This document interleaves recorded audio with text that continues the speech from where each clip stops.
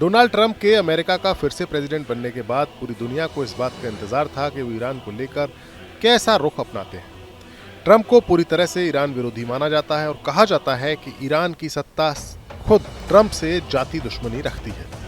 इसी दौरान जब ट्रंप ने इजरायली पीएम बेंजामिन नेतन्याहू से मुलाकात की तो ट्रंप ने एक ऐसा बयान दिया जिसे ईरान के लिए अभी तक के किसी भी अमेरिकन प्रेसिडेंट का सबसे बड़ा बयान माना जा सकता है, या यूं कहें कि सबसे बड़ी धमकी माना जा सकता है। डोनाल्ड ट्रंप ने कहा कि उन्होंने अपने सलाहकारों को ये निर्देश दिए हैं कि अगर ईरान उनकी हत्या करता है तो उसे तबाह कर दिया जाए। ईरान पर मैक्सिमम प्रेशर बनाने के लिए आदेश पर हस्ताक्षर करने के दौरान ट्रंप ने संवाददाताओं से कहा कि अगर उसने यानी ईरान ने उनकी हत्या की तो उसे तबाह कर दिया जाएगा। मैंने निर्देश दिए हैं कि अगर वो ऐसा करते हैं तो उन्हें बर्बाद कर दिया जाए, जिसके बाद कुछ भी नहीं बचेगा। दरअसल अमेरिका के जस्टिस डिपार्टमेंट ने नवंबर में ये आरोप लगाए थे कि राष्ट्रपति पद के चुनाव के पहले ही ईरान डोनाल्ड ट्रंप को मारने की साजिश रच रहा था, जिसे नाकाम कर दिया गया।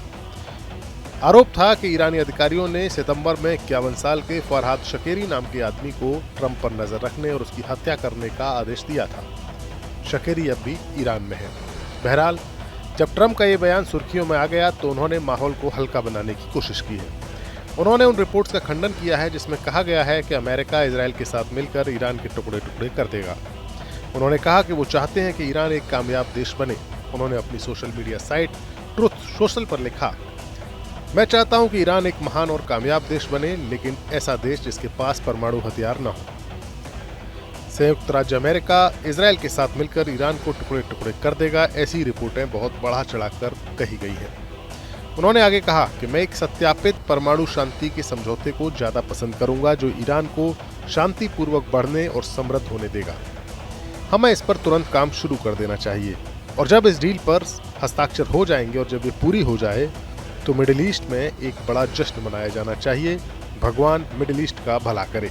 अब सवाल यह है कि क्या वाकई ट्रंप ईरान के साथ समझौता चाहते हैं या ये सिर्फ एक बयानबाजी भर है, क्योंकि इससे पहले साल 2015 में जब ओबामा अमेरिका के प्रेसिडेंट थे तब ईरान के साथ एक शांति समझौता हुआ था जिसमें अमेरिका, रशिया, चाइना, ब्रिटेन और फ्रांस जैसे सुरक्षा परिषद के स्थायी सदस्यों के अलावा जर्मनी भी शामिल था।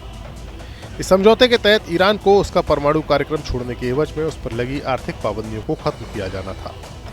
लेकिन जब ट्रंप ओबामा के बाद राष्ट्रपति बने, वो जो उनका पहला कार्यकाल था, उसमें उन्होंने इस डील से अमेरिका को अलग कर दिया और ईरान पर और भी कड़ी पाबंदियां लगाई, जिसके बाद ईरान ने अपना न्यूक्लियर प्रोग्राम फिर से शुरू कर दिया। अब ट्रंप ने ईरान की तेल की बिक्री को रोकने के लिए भी सख्त कदम उठाने की बात कही है। खाड़ी के बाकी देशों के अलावा ईरान की भी अर्थव्यवस्था की रीढ़ तेल की बिक्री ही है और उसको रोकने के लिए ट्रंप ने अब सख्त कदम उठाने शुरू कर दिए हैं।